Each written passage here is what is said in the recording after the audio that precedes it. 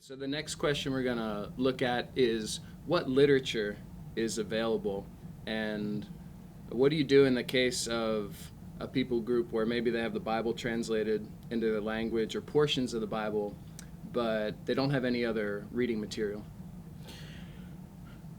Yeah, what we do is we get we do write our primers or construct our primers, and then when we are training our teachers at the teacher training workshops, what we do is that they speak the language and can write. They are literate, so we let them write stories as part of the teacher training workshop.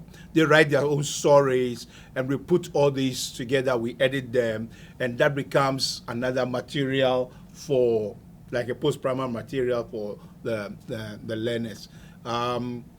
We also have a newspaper in the local language.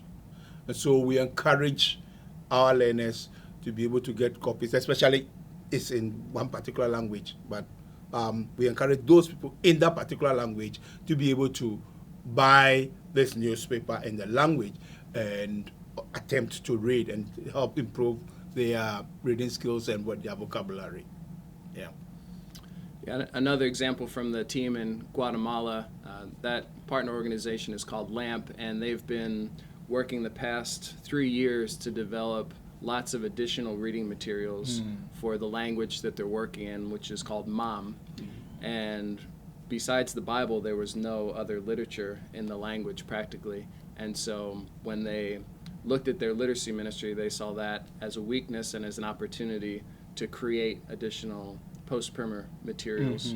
And so now they have books that tell folk stories, and they have Bible study materials and other stories that are just fun and teach some type of lesson. So you may need to do that if you're working in an area where there's not a lot of additional reading material.